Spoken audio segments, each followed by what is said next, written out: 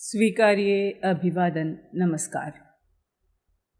यशपाल के उपन्यास अमिता के धारावाहिक वाचन का आज प्रस्तुत है 23वां अंक।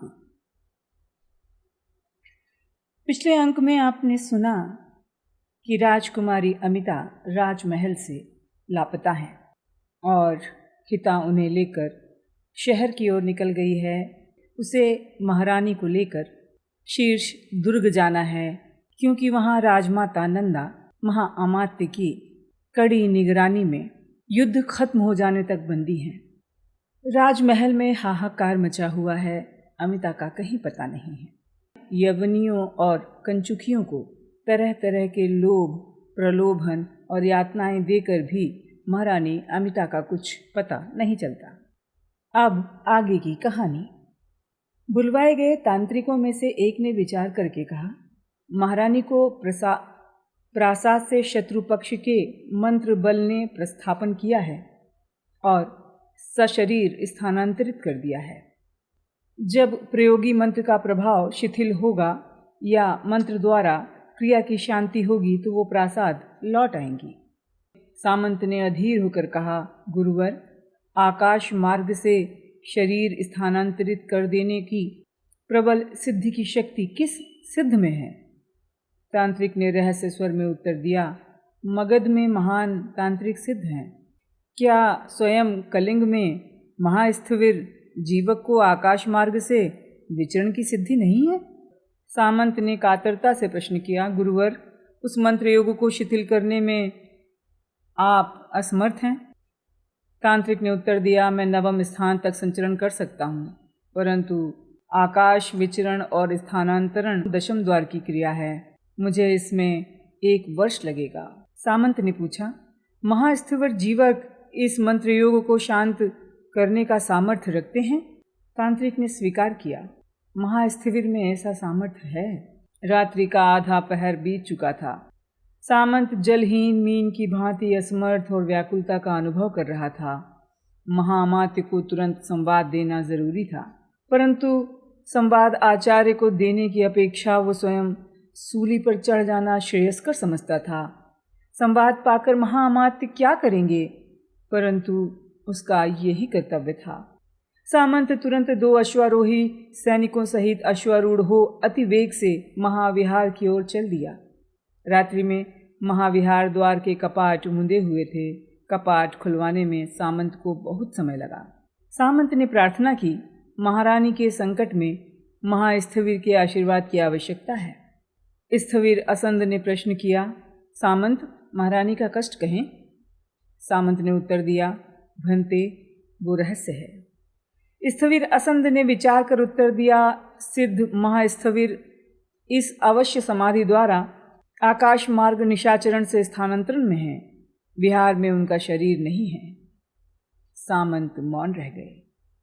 उन्हें संदेह हो गया, महास्थविर जीवक ही मंत्र के बल से उत्पात कर रहा है, परंतु सामंत प्रताप विवश था। महाअमात्य को संवाद पहुंचा देने के अतिरिक्त कोई मार्ग नहीं था। युद्धकाल के नियमानुसार रात्रि की पहली घड़ी के अंत में भेरियों की गर्जन और नरसिंघे के शब्द सुनाई पड़ते। महामहिमामयी कलिंग की राजेश्वरी की जय हो। प्रजा और पौरजन सुने। राज्य और नगर की रक्षा के लिए महारानी का आदेश है, 1 घड़ी रात्रि से सूर्योदय पूर्व तक प्रजा और पौरजन अपने गृह द्वार से बाहर न निकलें। हिता ने बालिका महारानी की ओर से गृहस्थ को संबोधन किया, परम भगवती राजेश्वरी प्रजा की अवस्था देखने के लिए अन्यत्र जाएंगी। हिता अमिता को गृहस्थ के साथ वीथी में ले आई। उसका हाथ अपनी मुट्ठी में लिए पढ़ने में चल दी। वीथी अंधियारी और निर्जन थी। हिता का हृदय कांप रहा था। साहस पाने के लिए वो अमिता को समझाने लगी, महारानी, धैर्य करें, अम्मा के पास जा रहे हैं। कोई जन अथवा राजपुरुष प्रश्न करेगा तो महारानी उत्तर देंगी। महारानी राजप्रासाद से अपनी प्रजा की अवस्था देखने के लिए आई हैं। हिता अमिता को लिए पढ़ने के मार्ग पर आ पहुंची। पढ़ने में दोनों ओर दुकानें बंद थीं, पर एक दुकान के सामने बैठा कुत्ता अपरिचित लोगों को देखकर जोर जोर से भौंकने लगा। हिता विवश थी। कुत्ते को महारानी के प्रजा की अवस्था देखने जाने का कारण बताकर चुप नहीं कराया जा सकता था। वो अमिता को लेकर पूर्व दिशा की ओर जाने वाले मार्ग पकड़ने के लिए चलती गई। हिता कुछ ही पग चल पाई थी कि ऊंचे कर्कश स्वर में ललकार सुनाई दी। कौन है? कौन है? एक सनसनाता हुआ बाण हिता के सिर के ऊपर से चला गया। हिता कांप उठी। उसने अमिता को रक्षा के लिए अपने शरीर की आड़ में ले लिया और एक मुंदी हुई दुकान के कपाट के कास्ट के साथ लगकर खड़ी हो गई। भय से थरथराते कंठ से ऊंचे स्वर से पुकारा, कलिंग की महारानी। हिता अपना वाक्य पूरा नहीं कर पाई थी और बाण वेग से आकर उसके कंधे के ऊपर दुकान के कपाट में गड़ गया। हिता ने अमिता को अपने शरीर से चिपकाए शक्ति भर ऊंचे स्वर में पुकारा, महारानी की जय हो, ससम्मान सावधान, परम भगवती की जय हो। हिता ने देखा मशालें और भाले उठाए सैनिक उसकी ओर चले आ रहे थे। सैनिकों की तीव्र गति के कारण उसकी मशालें पीछे की ओर उड़ रही थी। सैनिकों ने उसे घेर लिया। हिता ने अमिता को अपनी ओट के सम्मुख कर सैनिकों को संबोधन किया। सैनिक पहचाने परम भगवती कलिंग की राजेश्वरी को। प्रजा की माता महारानी संकट काल में प्रजा की अवस्था देखने आई है। सैनिकों ने बालिका महारानी की चमरधारी दासी को पहचान लिया। संदेहजनक परिस्थिति के कारण सैनिकों ने कुछ भूस्पर्श से महारानी का जय घोष किया। सैनिक के नायक ने नतशीर हो प्रार्थना की, परम भगवती राजेश्वरी का आदेश हो। अमिता ने हिता की बात का समर्थन किया। हम नगर में प्रजा की अवस्था देखने आए हैं। नायक ने नतशीर हो फिर विनय का प्रदर्शन किया। उसके आदेश से 2 लंबे भालों में वस्त्र बांधकर महारानी के लिए शिविका बना दी गई। 2 मशालधारी सैनिक शिविका के आगे और 2 शिविका के पीछे हो गए। सैनिकों ने शिविका को सम्मान से उठा लिया और उसे घेर कर चलने लगे। हिता महारानी के शरीर पर हाथ रखे शिविका के साथ साथ चलने लगी। हिता ने सैनिकों को महारानी का संदेश दिया, महारानी शीर्ष दुर्ग की दिशा में जाएंगी। महारानी की शिविका के सम्मुख जलती मशालों के प्रकाश में शीर्ष दुर्ग का ऊंचा द्वार दिखाई दिया। दुर्ग द्वार के पट मुंदे हुए थे। द्वार की ओर से ललकार सुनाई पड़ी, सावधान! कौन है? आगे न बढ़ना। महारानी के साथ चलते सैनिकों ने हुंकार से उत्तर दिया, कलिंग की महारानी की जय हो, ससम्मान सावधान, महारानी के लिए मार्ग दिया जाए। दुर्ग द्वार के दोनों ओर अश्वारोही सैनिक भाले उठाए और द्वार के सम्मुख भी कई सशस्त्र सैनिक खिंचे खड़े थे। द्वार के तोरण पर बैठे हुए सैनिकों ने धनुषों पर बाण चढ़ाकर प्रत्यंचाएं खींच ली। द्वार रक्षक सैनिकों के नायक यूथ अपने आगे बढ़कर गंभीर स्वर में चेतावनी दी, ठहरो! कौन है? महारानी की आज्ञा से दुर्ग के समीप जाने का निषेध है। हिता ने अपने साथ आए सैनिकों को आदेश दिया, महारानी दुर्ग में प्रवेश कर राजमाता का दर्शन करेंगी। शिविका के साथ चलते सेना नायक ने धीमे स्वर में पूछा, राजमाता तीर्थाटन से लौट आई हैं? राजमाता इस समय दुर्ग में हैं, महारानी दुर्ग में प्रवेश करेंगी, हिता ने उत्तर दिया। सेना नायक ने दुर्ग की ओर 4 पग बढ़कर उत्तर दिया, परम भगवती महारानी दुर्ग में प्रवेश करेंगी, दुर्ग का द्वार खोला जाए। दुर्ग रक्षक यूथप ने 1 पग आगे बढ़कर ललकारा, दुर्ग में प्रवेश का निषेध है, द्वार नहीं खुलेगा। इस अवज्ञा से महारानी की शिविका के साथ आए सेना नायक को क्रोध आ गया। उसका शरीर तत्परता की मुद्रा में तन गया। वो खड्ग उठाकर बोला, कलिंग की राजेश्वरी का मार्ग कोई नहीं खोल सकता। दुर्ग रक्षक यूथप ने उसी प्रकार उत्तर दिया, राज्यादेश है, दुर्ग का द्वार नहीं खुलेगा। महारानी के साथ आए सेना नायक ने अपने खड्ग की मूंछ को अपनी ढाल पर ठूंका। उसके अनुकरण पर उसके सैनिकों ने खड्गों की मूंछें ढालों पर ठूंकी और उनके शरीर आक्रमण के लिए पिछले पंजों पर सिमटे हुए सिंहों के भांति तन गए। इस ललकार के साथ ही दुर्ग रक्षक सैनिकों के खड्ग भी अपनी ढालों पर बज उठे। लोहे पर लोहा बजने से आकाश झंकृत हो गया। उस ऊंचे झंकार को ऊंचे स्वर में भेदती हुई ललकारें सुनाई दी, परम भगवती राजेश्वरी की जय, कलिंग की महारानी की जय हो। ये क्या है? ये क्या हो रहा है? शांत स्वर में आकाशवाणी सुनाई दी। सैनिकों के दोनों दलों के नेत्र दुर्ग शिखर की ओर उठ गए। सैनिकों ने विस्मय से देखा, दुर्ग के दूसरे तल्ले पर गवाक्ष खुल गया। गवाक्ष के बाहर दीपक थामे एक हाथ दिखाई दे रहा था। दीपक के आलोक चक्र में राजमाता का चिंतित मुख था। राजमाता के होंठ हिले। सैनिकों ने सुना, रक्तपात नहीं होगा, हिंसा नहीं होगी। कलिंग के सैनिकों का रक्तपात नहीं करेंगे। अमिता ने दीपक के प्रकाश से गवाक्ष में प्रकट मुंह को पहचान लिया। दोनों बाहु गवाक्ष की ओर उठाकर पुकार उठी, अम्मा अम्मा। अमिता की शिविका के चारों ओर खड़े हुए सैनिकों ने अपने खड्ग उठाकर ऊंचे स्वर में जय घोष किया। कलिंग की महारानी की जय हो। दुर्ग रक्षक यूथप ने अपना खड्ग नीचा कर लिया और आगे बढ़कर महारानी के साथ आए सैनिकों के नायक को संबोधन किया। सेना नायक, कुछ क्षण प्रतीक्षा करें, आचार्य महाअमात्य से आदेश लाना होगा। यूथप ने एक अश्वारोही द्वारपाल का अश्व ले लिया और वो अश्व अंधकार में लोप हो गया। ये रात्रि कलिंग के लिए महान संकट की रात्रि थी। मध्याह्न से पूर्व ही महाअमात्य को समाचार मिला था। कलिंग की सेना पतग पत्तन पर भी शत्रु को नहीं रोक सकी।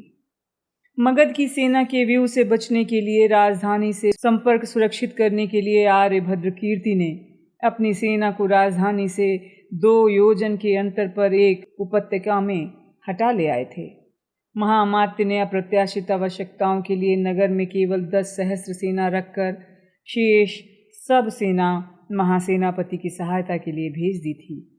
महाविहार के प्रति अपनी विरक्ति को दमन कर उन्होंने महास्थविर जीवक के पास भी संदेश भेजा। राज्य रक्षा के निमित्त महारानी को नगर के प्रत्येक व्यक्ति की आवश्यकता है। बिहार के सहस्त्र भिक्षु राजधानी की विपत्ति में सहयोग दें। मध्याह्न पश्चात रण क्षेत्र से आए समाचारों से उन्हें निश्चय हो गया था, शत्रु का विरोध संभव नहीं है। आचार्य ने सोचा, 1 लाख सैनिक रण क्षेत्र में बलिदान करके भी चंड अशोक का अवरोध न कर सके। केवल 10 सहस्त्र को लेकर क्या संभव था?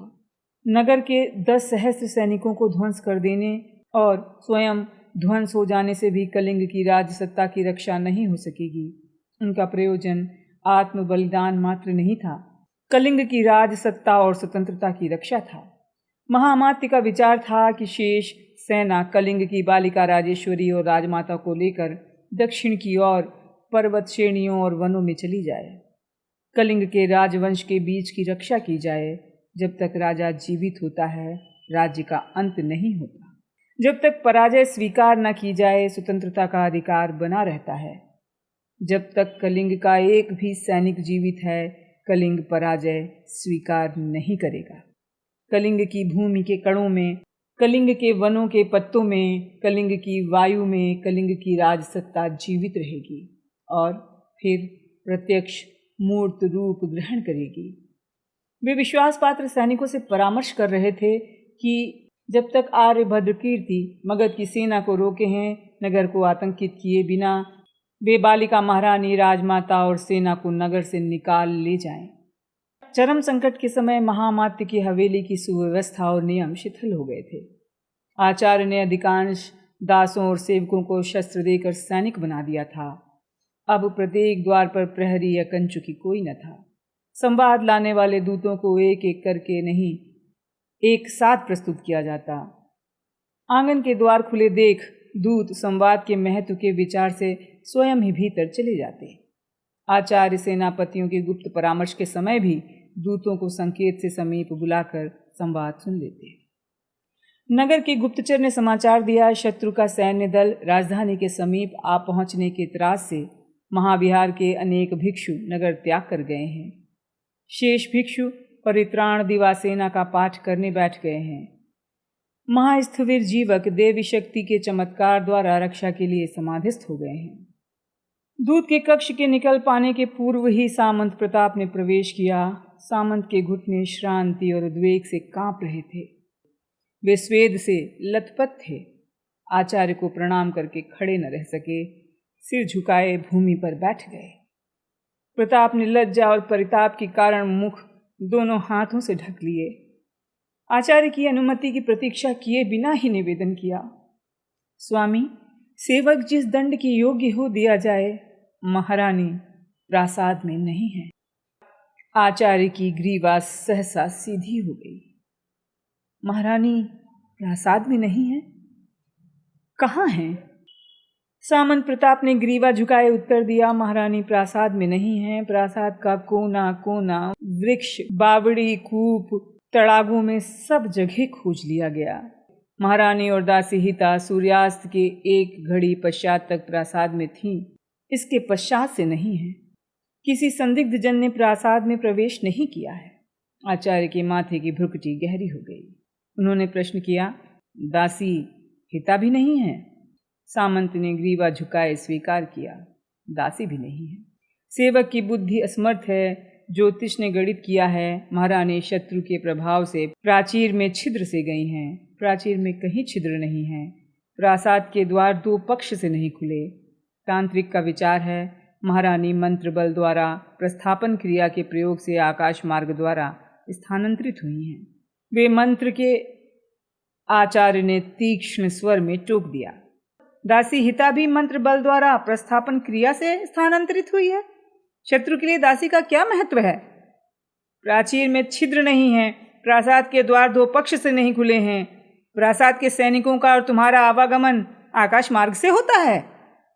सामंत ने नेत्र आचार्य की ओर उठाकर क्षीण स्वर में उत्तर दिया, स्वामी, प्रासाद का द्वार नहीं खुलता। द्वार के बाहु में क्षुद्र उपद्वार खुलता है। उपद्वार ही छिद्र है। आचार्य क्रोध से बोले, ये छल है, दासी का छल। ये दासी को वश में कर लेने वाले का छल है। संध्या से 3 घड़ी तक सामंत कहाँ था? तत्काल समाचार क्यों नहीं दिया? क्या नगर में भी खोज की गई? नगरपाल ने? कक्ष के द्वार पर द्रुत पदों की आहट सुनकर आचार्य मुख का वाक्य पूरा नहीं कर पाए। कक्ष के द्वार पर शीर्ष दुर्ग का रक्षक यूथप पदांक अत्यंत विक्षिप्त अवस्था में अभिवादन का सिर झुकाए खड़ा था। आचार्य ने ऊंचे स्वर में प्रश्न किया, क्या राजमाता भी शीर्ष दुर्ग में नहीं हैं? पदांक ने करबद्ध उत्तर दिया, स्वामी, अभयदान मिले। भगवती राजमाता दुर्ग में हैं। परम भगवती राजेश्वरी सैनिकों के एक दल सहित दुर्ग द्वार पर उपस्थित हैं। महारानी का दुर्ग में प्रवेश का आग्रह है। महामात्य उत्तेजना में तखत से उठकर भूमि पर खड़े हो गए। क्या महारानी सैनिकों के दल सहित दुर्ग द्वार पर उपस्थित है? सैनिकों का दल? कैसे सैनिक? किन सैनिकों का दल? यूथप पदांक ने उत्तर दिया, स्वामी, महारानी की सेवा में कलिंग के सैनिकों का नगर रक्षक दल भी है। महारानी राजमाता के दर्शन के लिए दुर्ग में प्रवेश का आग्रह कर रही हैं। आचार्य ने सामंत प्रताप की ओर दृष्टि निक्षेप कर यूथप पदांक से प्रश्न किया, महारानी दुर्ग तक कैसे आईं? पदांक ने उत्तर दिया, महारानी राजकीय शिविका पर नहीं, सैनिकों के कंधे पर हैं। आचार्य की भ्रुकुटी गहरी हो गई। क्या बालिका महारानी अकेली प्रासाद से आई हैं? यूथप ने उत्तर दिया, स्वामी, केवल चमरधारी दासी साथ है। राजमाता ने कोलाहल सुन दुर्ग के दूसरे तल के गवाक्ष से आदेश दिया है, रक्तपात ना हो, कलिंग के सैनिक रक्तपात ना करें। आचार्य ने नेत्र मूंद कर 2 पल विचार किया, सामंत प्रताप को संबोधित किया, समझे, ये इस दासी का छल है। सामंत तुरंत शीर्ष दुर्ग जाएं। आचार्य की दृष्टि पदांक की ओर गई। महारानी और राजमाता को तुरंत प्रासाद पहुंचाया जाए। 2 स्थानों की अपेक्षा एक स्थान पर ही रक्षा की जाए। आचार्य के समीप सीढ़ी पर बैठा सेनापति सोमनाथ सभ्रम बोल उठा, भगवान आज्ञा दें। आचार्य ने सोमनाथ की ओर देखा। सेनापति ने निवेदन किया, भगवान, भगवती महारानी के समीप ऐसी छलिया दासी की उपस्थिति सदा भय का कारण होगी। आचार्य की दृष्टि सामंत प्रताप की ओर गई। सामंत के नेत्रों में रक्त भर आया। उसने उत्तर दिया, स्वामी, अनुमति दें, छलिया दासी का सिर दुर्ग के द्वार पर गिरेगा। आचार्य ने दाहिने हाथ के अंगूठे और मध्यमा से दोनों कनपटियों को दबाकर पल भर विचार किया। अभी दासी का वध न किया जाए, छल दंडनीय है, परंतु दासी शत्रु की दूती नहीं है। वो महारानी को सिंह द्वार की ओर न ले जाकर शीर्ष दुर्ग क्यों ले गई? दासी शत्रु की दूती नहीं है। दासी शत्रु की दूती नहीं है तो संकट काल में उसकी बुद्धि उपयोगी होगी। स्वामी, भक्त बुद्धिमान दास सबसे बड़ा धन है। दास का अपना विरोधी स्वार्थ न होने पर उसकी बुद्धि स्वामी का धन होती है। दासी का प्रयोजन जाना जाए। यदि वो शत्रु की दूती नहीं है तो सामंत महारानी की रक्षा के लिए उसका उपयोग करें, उसकी इच्छा पूर्ण की जाए। यदि अनुचित हो तो सूर्योदय पश्चात अनुमति लेकर उसका वध किया जाए। सामंत महारानी, राजमाता, चमरधारी दासी और 10 विश्वस्त दासी और 10 कंचुकियों सहित गुफा मार्ग से प्रासाद छोड़ने के लिए प्रतिक्षण सन्नद्ध रहें। आचार्य ने सेनापतियों से परामर्श करने के लिए दूसरी ओर दृष्टि कर ली। सामंत प्रताप और पदांक सिर झुकाकर आदेश पालन के लिए चले गए।